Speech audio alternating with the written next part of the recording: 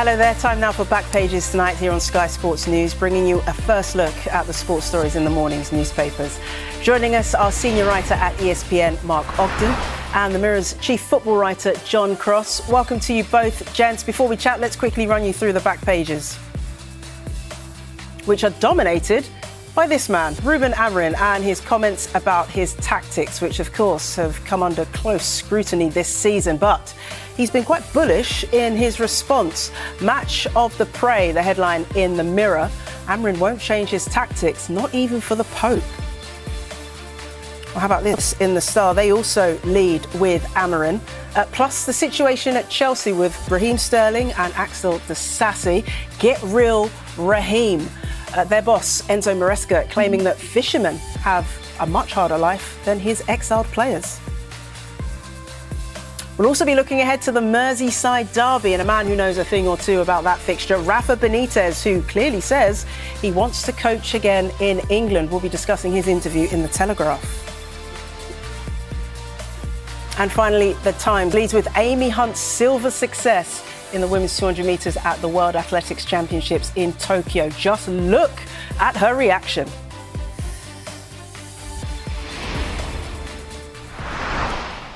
But gents, let's start with Manchester United's Ruben Amorim, who's made quite the statement in his news conference today. I won't change my tactics even for the Pope, he says. Mark, something like this, where he's been so bullish and been so stubborn about the way this team plays when it clearly isn't working as of yet. Will this be his downfall if results and performances don't improve? Yes. I mean, a football manager has to win games, and you know, if you stick to the system that isn't working, it's only going to end one way. And I think actually Sky published a table this week of the 17 teams that have been in the Premier League last season, this season. Man United are bottom, 17th out of 17 because of the results that Ruben Amorim has managed to get at United. So after 31 games and the 17th in the table, you'd think he would change something, but he doesn't. And he's actually digging a hole for himself by saying that he's going to stick with the system that isn't working. Now, I'm sure Cross is the same, but whenever you speak to ex-players or coaches when you bump into them at games, every single one of them, to a man that I've spoken to, cannot understand why Amorim's not changing his system. Because not only is it predictable, opposition teams know how to work it out, they know how to beat it, and it's like you need a second plan, you need a plan B, and he hasn't got it. So unless he can suddenly make this system that isn't working work, he's not going to win the games. And if you don't win games as Man United manager, you'll lose your job. John, is it the system? Harry Maguire told us that it's not just the tactics. That's too easy to point at. It's perhaps down to the individual responsibility of the players. Look, I think that you raised the point there, Jess, with a great question of basically, you know, is he effectively going to cost him his job? I think it's going to get him the sack, his sheer stubbornness.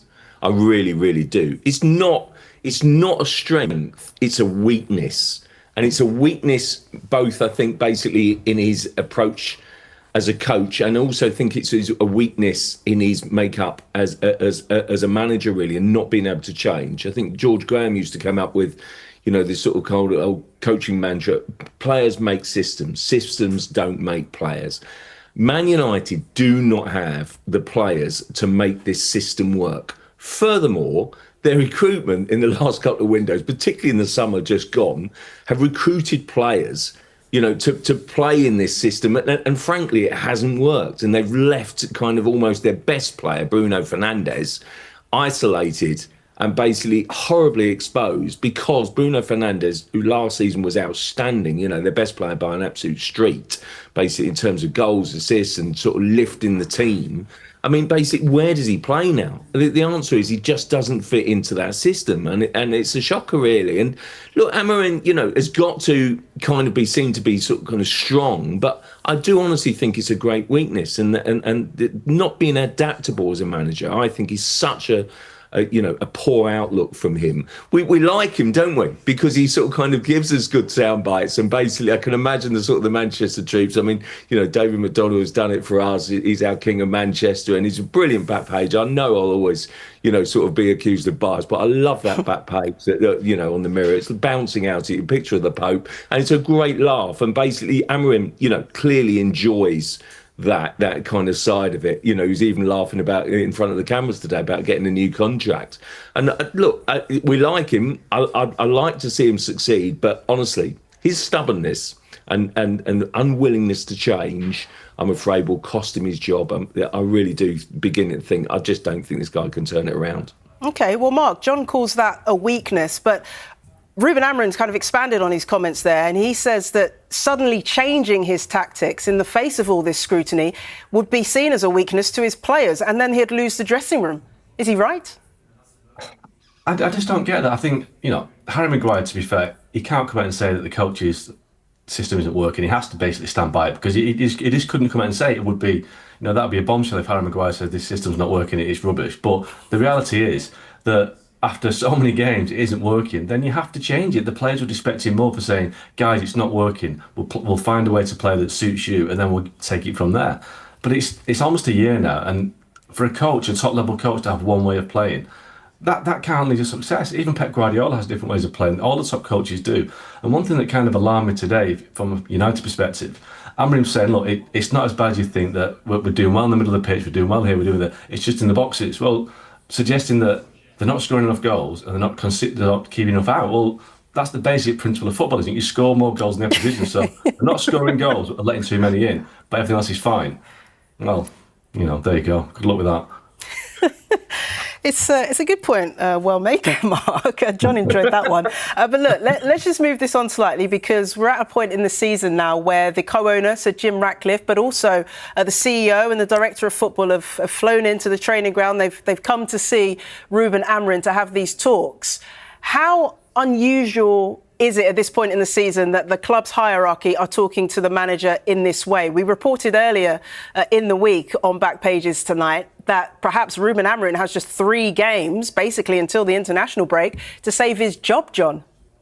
Yeah, look, I can see that. I do think that basically you've got to show signs of improvement. I'll tell you, if I'm Ruben Amorim, I'd be actually more worried if Jim Ratcliffe was staying away. I really do. I think it's probably easier to sack a guy that you're not having dialogue with, basically sort of not getting on with, really. I do think they've invested so heavily, basically, in personnel, and also the prices that they put on players, I think, and back their manager so much, that I do think they'd be foolish not to give him every opportunity. But having said that, the start of the season has been really poor, very disappointing. I mean, listen, more fool me. I actually thought they'd have a really good season, might even sneak into the Champions League places. Look daft now, don't I? But they did recruit well in the top, at the top end of the pitch. And so basically that's not working for them. And I think that's a massive concern. But look, I do think that United really have to turn this around quickly. You cannot, kind of go into November in the bottom half of the table. It just wouldn't be right, wouldn't be right for a team of Manchester United's size and sort of history and tradition. And I do think he needs to turn things around very quickly. And that turnaround needs to start on Saturday, doesn't it, Mark, with Chelsea coming to town. An old player that they know very well as well, in Alejandro Garnacho, possibly could be involved in that fixture. How much added significance now does this match have, considering the poor start to the season for Manchester United? Well, a lot. I mean, the scrutiny is so intense on Ruben Amorim now that if Alejandro Garnacho has a good game tomorrow, it'll just make it even worse. We saw Marcus Rashford score for Barcelona twice last night against Newcastle. Now, to be fair, I think Rashford and Garnacho come to the end of the road. United and Amorim had to get them out, but if they do well, it comes back on him that he couldn't get the best out of them. So he really needs United to get a win. Ultimately, this season they've had one win, and that was a last-minute penalty against Burnley. They've had a terrible start to the season. Don't forget the loss at Grimsby as well. So they have to get a win, and I mean, it's not a case of getting a win and winning well. It's just winning. They have to win, because obviously coming after the Chelsea game, they got Brentford away and Sunderland at home. They are tough games, but people will say, well, it's Brentford away and Sunderland at home, games that Man United should win. But there are no games in the Premier League now where you can say that's an easy win. And then the international break comes along, and then it's Liverpool away. So he really, really needs to get a result against Chelsea, because just to change the mood music, take the crisis somewhere else, let somebody else feel the heat for a week. But if they don't beat Chelsea, then this bad start just gets even worse, and the pressure is going to intensify until he changes his system. But he's not going to do that, because he's told us that already. Yeah, and speaking of Chelsea, they've made a back of quite a few of the papers. Let's look at The Sun, because their sidebar there, their headline goes with Enzo tells outcasts, get real. This is, of course, after Raheem Sterling, Axel Disasi have been exiled by the club. They're training away from the first team. He says, Maresca, that his fisherman dad has a much harder life than his exiled players. What do we make of those comments, John, in an age where we're constantly talking about the support of players and their mental health? Yeah, I must say it does slightly worry me. This became a story this week, let's not forget. And basically when the PFA did sort of kind of reach out, as you know, we should stress, as they do to many players across the country and across different divisions, to offer support, to make sure that they're being offered the opportunity to train and work, in a professional manner. And I'm sure that is indeed the case for Disasi and indeed Sterling. So, and that was born out of what Maresca said at the end of the window. So basically, Maresca said at the end of the window, basically, they're not involved in my plans, but that hit particularly hard for Sterling, I think, because he's been such a fantastic player for club and country down the years, won so much with Manchester City, been such a star for England. And listen, there's always two sides to every story. Of course there is. And football is about 48 sides to every story. But what is not in dispute is that basically when Chelsea signed him from Manchester City 3 years ago, they recruited and were desperate to sign the player. So they gave him a massive contract, and basically a contract which was worthy of his status in the game. Now, I'm sorry, but basically, in my view, you have to honour that contract. And I hate the way that basically players are suddenly turned into pariahs when they basically, kind of almost refuse to tear up a contract and walk away from it. You can't just do that. I just think, we should treat the players with respect. And listen, Maresca, I think, is just, he's an interesting one, Maresca. He's always got sort of kind of, a bit of a sound bite. He can come across quite, sort of kind of brutal, and he does do here. But I do think that, Chelsea, I just think have to be careful on the players. They have been at pains to kind of point out that they are being able to train. Sterling posted a picture this week, didn't he, training on his own and in the night time. And sort of obviously they've been, sort of it's at pains to sort of say, look, that's not the case every time. He trains with the age groups and it's difficult. And basically, let's be absolutely clear. There's no way that Chelsea would want Sterling, to be damaged as a sort of almost a saleable asset in January. So, there's sort of kind of two sides to every story. But I do feel sorry for these players because that they want to play. I know Sterling, and basically he's a proud player and he wants to play. And this will hurt him so much. But he did come to London with his family. He wanted to settle and he doesn't want to leave. I can't blame him on that, really. So I do think, managers sometimes have to be sort of kind of careful and choose their words carefully, really. And it's an ongoing situation. I've kind of got sympathy on both sides because, honestly, Maresca, it just hasn't got a place for Sterling. But I hope it works out because I do think both players deserve a bit more. Yeah, Mark, any sympathy for Raheem Sterling? Because, of course, there was interest for him to go abroad. He wanted to stay in London, which means he's not playing regular football. Yeah, I've got plenty of sympathy for Raheem Sterling and Axel Disasi as well, and any other player that finds himself in this situation, because we can be quite brutal as a kind of a trade, and also fans are quite brutal as well. Let's not forget that Alexander Isak and Johan Wissa were hammered this summer for going on strike, and probably quite rightly too. But this is where football's so hypocritical. Clubs are up in arms about players that won't play, and then other clubs are happy to leave players who want to play out in the wilderness where they're not allowed to play. If you can't train with the first team and you're forced to train with the kids, or in Sterling's case at times, on his own at 8 o'clock at night, that's just wrong. And what Maresca's saying, it's a bit simplistic. Obviously these footballers are very lucky to be on huge wages, but they still want to play. When Raheem Sterling gets to 35, 36, then he's not going to be able to play really at the top end. So the life of a footballer is a short career. So when this happens, and it's been over a year now, it's been, it was last summer when he was told he wasn't going to be in the plans and he went to Arsenal. So I have plenty of sympathy. Obviously, we'd love to be in their position with the salary is obviously a safety net, but still, professional pride and the will to work. And, we might laugh at this. There's a World Cup at the end of the year. Raheem's only 30 years old, but Thomas Tuchel signed him at Chelsea. Who knows? He might think he's got a chance to go to the World Cup. He's not going to have a chance if he's playing for Chelsea's academy kids at Cobham every day. Yeah, exactly that. And I'm sure Sterling will have that in the back of his mind, the fact that there is a World Cup coming up. Mark, John, for the moment, thank you very much. We'll take a quick break. When we come back, we'll look at more of the sports stories in the morning's newspapers, including this in The Telegraph. Jamie Carragher says David Moyes must win a trophy and win a Merseyside derby at Anfield if he's to join Everton's greatest managers.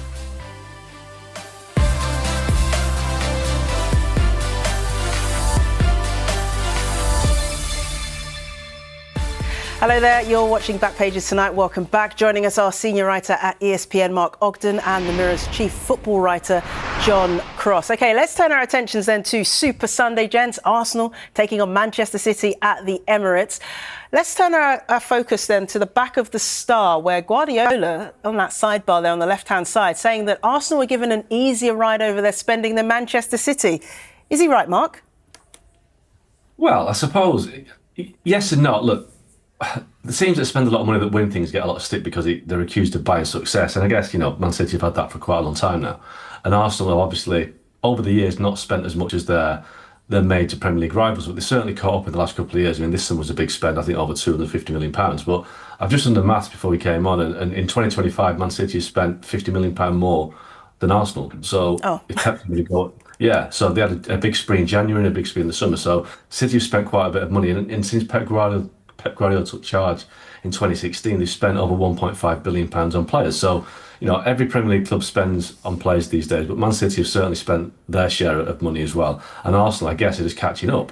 So, I don't know. I think this is classic pre-match, mind games. There's a lot of kind of needle between these two clubs at boardroom level as well over the 115 charges, which City deny, as we know. So, yeah, I think this is just a kind of another case of Man City and Arsenal just having a few barbs at each other before a big game. Yeah, and usually all eyes will be on the new recruits from Arsenal and their massive summer of spending. But a boost for Arsenal because, John, some of their older faces, their more renowned faces, like Bukayo Saka, Martin Odegaard, could be available for this one. How big of a boost will that be? Yeah, it will be, Jess. I think that Noni Madueke has been so good, isn't he? Basically, that I think you'd be very disappointed. I'm sure he'll keep his place, but maybe there'll be a place on the bench for Saka to make an impact. And sort of Odegaard, battling to get his place back, really, because they've done quite well without him. So, and that's the thing, isn't it? Arsenal have now got competition. Why have they got competition? Because I do think they've spent big, basically. So I actually make Pep right, going back to that original point. I do think that basically Arsenal, I think Arteta has had quite an easy ride, bearing in mind that since he took charge, they've spent now over £900 million. And I know people will throw at me the sort of kind of the net spend, but I mean, I'm sorry, but what you spend is what you judged on what you recruit. And frankly, Arsenal's recruitment under Arteta has brought them one FA Cup. So I do think the pressure and the spotlight is on Arteta to deliver trophies. And to do that, you need to lay down a marker and win these big games. And so that's what Sunday is all about for Arsenal. Because if they want to be title contenders, they performed very, very well last season against Man City in the two games. But it did stoke up a major rivalry. And it will be feisty, I think, at the Emirates. It'll be a cracker. But I do think Arsenal need to lay down a marker and send out a message of intent. But I do make Pep right, I think, basically. I think that when you consider overall, I think City, have actually spent, not ridiculous amount of money considering the trophies that they've done. And they're by no means the biggest spenders, I don't think, over the course of some time. Yeah, OK. John's saying that they need to send out a message, Arsenal. Mark, what implication could the result of this match have on the title race? Well, I mean, I think that the big clash this season, we've already seen it's Liverpool-Arsenal, and obviously Liverpool won that game. I think Liverpool and Arsenal are still, for me, the best two teams in the country. And City, we don't know what they are yet. They had a good start at Wolves, then they lost a couple of games to beat Man United. So we don't quite know what Man City are. I think we know what Arsenal are. I think we know that they're a team that can win the title this season. I saw them in Bilbao midweek, and they were really impressive to get a result in a tough away game. So I think this is for Arsenal to show that they are Liverpool's closest challengers. But obviously City will have something to say about that. Their pride and their kind of record in recent years will demand that they go to Arsenal thinking they can win. But I think this is about Arsenal, really. It's about can they, like say, reiterate their status as Liverpool's closest challenger and even maybe the favourites to win it, because Liverpool have been on a winning streak, but they've been a bit unconvincing at times. I think Arsenal still have got all the attributes you need to be the champions, but to do that you have to beat teams like Man City. So the pressure's more on Arsenal, I think, than on Man City. Yeah, OK. Another huge matchup on Saturday lunchtime as well with the Merseyside derby. Jamie Carragher's written an interesting column in The Telegraph. He claims that David Moyes must do two things to join Everton's greatest managers. That is, win a trophy and win a Merseyside derby at Anfield. Is he right there, Mark? I think it's a little bit. I think Jamie's probably having a bit of fun at Everton at this one because obviously Everton need to win a trophy. It's 30 years since they won a trophy, and they get reminded of that every time they go to Anfield and when they have to get the home derby as well. But I mean, winning a trophy is not easy. But David Moyes, during his time at Everton, both spells, he certainly made himself an Everton legend for what he's done. I think getting him to the new stadium, keeping in the division, bringing some stability back, that will be David Moyes' legacy. And as for winning a derby at Anfield, well, yeah, I mean, are we saying that winning a derby at Anfield is as big as winning a cup? It's a great feeling for an Everton fan, but it hasn't happened very often. But I think David Moyes will want to do more than that to kind of cement his legacy. But obviously, it'd be nice to win at Anfield for Everton, but I think he might have to wait a little bit longer.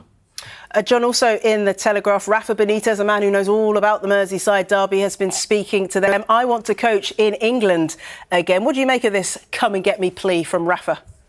Well, it certainly feels like that. It's a really interesting interview with Chris Bascombe, who's the Telegraph's excellent Merseyside man. And basically, he says, even at 65, that basically he's still got a real hunger and a desire to come back. They're basically a man who's represented on both sides, and he had such fantastic success, didn't he, with Liverpool. But look, I do still think he probably has got that hunger. But I do think that, there also is a period of time when managers are at their absolute best and kind of go through a process, and basically are they as effective and as good as they once were. And I'm not sure, Benitez is that person anymore. I think it's sort of kind of age has almost caught up a little bit with Jose Mourinho. I think the exception to the rule, if I don't mind saying so, is David Moyes. I think he's been absolutely phenomenal, and I don't agree with Jamie Carragher's column at all. I think he's been brilliant, and he's in his second guise. I think even Carragher says basically he's sort of kind of the metric of a modern manager and what they're judged by. Well, if you measure him by the metric of a modern manager, I think he's been absolutely outstanding, and he's doing it again. So I think he's terrific. Evergreen manager David Moyes. Yeah, someone that just clearly loves the game. Look, I just want to move on to the athletics because it's been another great night for Great Britain, in particular Amy Hunt. This is my favourite picture of the day after her 200-metre silver, her first major individual final. This was at the World Athletics Championships in Tokyo. John, this is absolutely fantastic to many people outside of athletics fans. I guess she's come from nowhere. What an absolutely phenomenal achievement. I love it, Jess. The pictures just leap out of the back pages, don't they? I think The Guardian have captured it well as well. Sean Ingall's done such a nice piece in The Guardian as well. Brilliant, sort of thing. The quote of the day, you can be an academic badass and a track goddess. She's a Cambridge graduate. And I tell you what, not many people would have spotted it, and not many people would have spotted her coming around that final bend in fifth place. But she stormed through, and I just love her enthusiasm. It's the story of the day. Honestly, it's a brilliant, brilliant story. I've loved watching the athletics from Tokyo, and honestly, this is my favourite story. This is my favourite picture of the event so far. Brilliant. Brilliant, absolutely brilliant. As were the both of you. Mark Ogden, John Cross, thank you for joining us on Back Pages. Absolutely brilliant to have your insights.